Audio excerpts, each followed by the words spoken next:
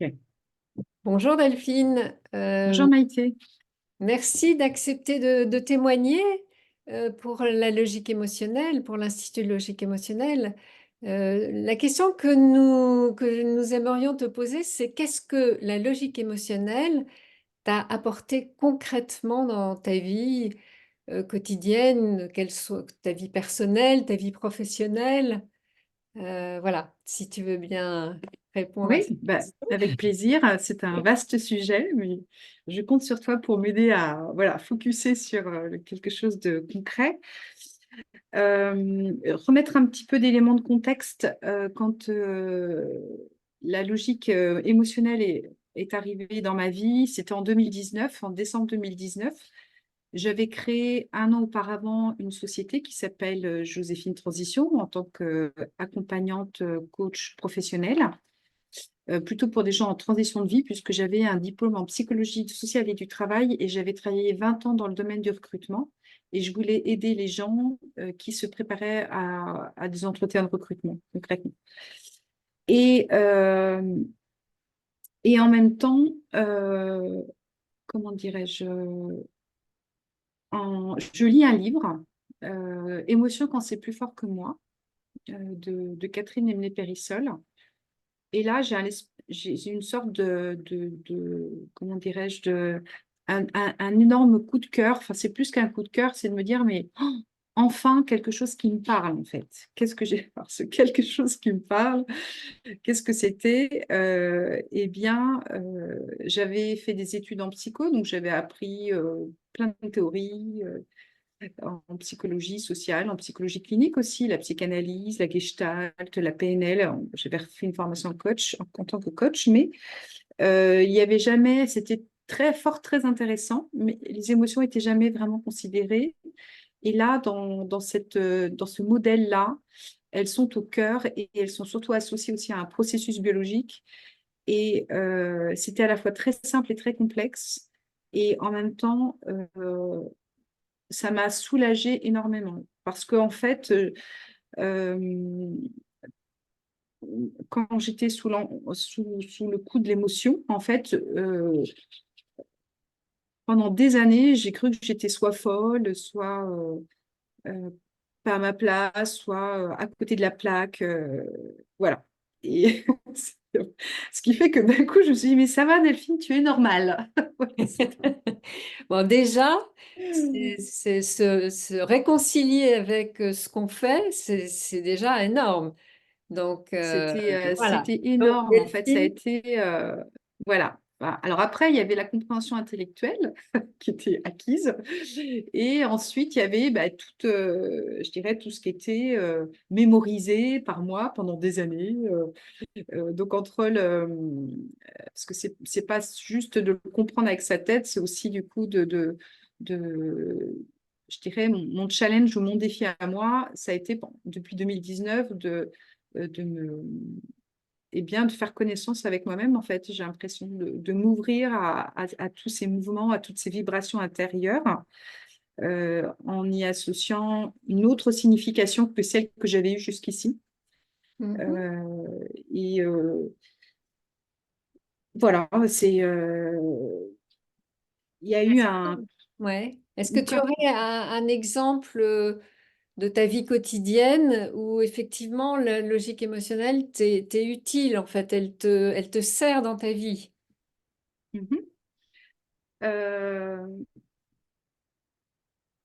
donc, dans mon rapport à moi-même, dans le regard que j'ai sur moi-même, ça a changé beaucoup de choses. Ça, je viens de vous l'expliquer en fait, hein. C'est vrai que, et ça a été assez fondamental parce qu'à partir du moment où je me réveille le matin, je me salue, je me fais un bonjour sympa, ou je dis bah, comment ça va ce matin? Ah, des fois ça va, ok, et c'est ok, c'est le mouvement de la vie, quoi, en fait. Et puis en même temps, d'essayer ce qui a changé aussi, c'est les rapports aux autres, parce qu'à partir du moment où je changeais mon rapport à moi-même, bah, mon rapport aux autres changeait, notamment mes fils, euh, avec qui, eh bien, il y a eu plus d'échanges, je pense. Dorénavant, il y Mhm. a plus d'échanges, euh, et, euh, et notamment quand il y a des conflits, des tensions, eh bien, savoir quand même. Parce qu'avant, c'était pour moi dramatique, en fait. Quand il y avait des conflits, des tensions. Soit je coupais court, euh, soit enfin, j'avais une hyper réactivité, enfin une réactivité émotionnelle forte, et qui parle de mon histoire aussi, bien sûr, mais soit j'étais hyper tolérante, soit j'étais hyper. Donc, soit je coupais court, soit j'étais hyper tranchante. Enfin, bon. Donc, je suis devenue, je pense, concrètement, quand avec mon fils, par exemple, on n'est pas d'accord, eh bien, je suis capable de rester maintenant, concrètement. Je suis Mhm. capable de parler, de dire, d'exprimer mes opinions, ce qui est important pour moi, finalement, d'arriver à le retranscrire, sans être dans la critique en disant, mais toi, ce que tu penses, c'est nul, etc. C'est plus, bah, pour moi, ce qui me semble important, c'est ça. Donc, j'arrive à ça à le faire. C'est pas encore tout poil, mais enfin, c'est de mieux en mieux, toujours mieux. Et et en même temps, voilà, je comprends un peu les enjeux de sûreté, de place bah, voilà, qui sont là, hein, dans ces moments de tension, de conflit. Et, euh, et, Et en fait, je laisse de la place à ça aussi, quoi. C'est-à-dire Mhm. qu'avant, j'avais tendance à soit couper court, soit à m'énerver tout de suite ou à dire que l'autre, vraiment, c'était n'importe quoi. Donc, c'est Mhm. un peu plus sympa, on va dire, la relation aux autres. Voilà. Mais ça parle de moi, hein. Je sais maintenant que mon identité, elle s'est construite notamment avec des bases assez fragiles, assez mouvantes. Donc, ça restera toujours certainement une de mes fragilités. Mais quand je vois le chemin que j'ai fait, que je suis capable maintenant, eh bien, même en termes de responsabilité professionnelle, d'animer des réunions avec une dizaine de personnes, enfin, c'est presque incroyable quoi, aujourd'hui, quand je vois le chemin parcouru. Ouais.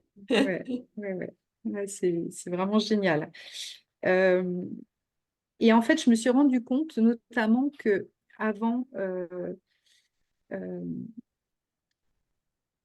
je me rends compte que j'avais peur de me perdre dans l'autre en écoutant l'autre. C'est-à-dire, si j'écoutais trop les arguments de l'autre, eh bien, je pouvais me laisser convaincre et c'est comme si je disparaissais moi, en fait. C'était un Mhm. peu l'image qui me venait.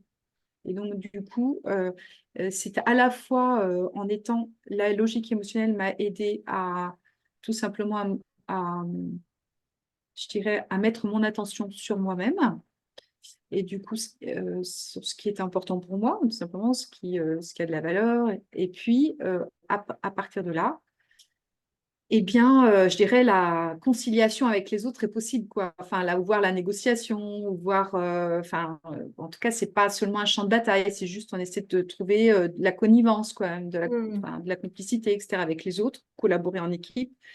Voilà. Et donc ça, je dirais que c'est le grand. Franchement, ça a été très soulageant et du coup, maintenant, il y a une forme d'enrichissement, de stimulation dans les échanges avec les autres, de liberté. Enfin, ça va beaucoup mieux. Bah, écoute, merci pour ce témoignage qui permet de voir combien la logique émotionnelle est précieuse dans le chemin de vie de chacun. Et bien, merci et à très bientôt, Delphine. Merci Maïté. Au revoir. Au revoir.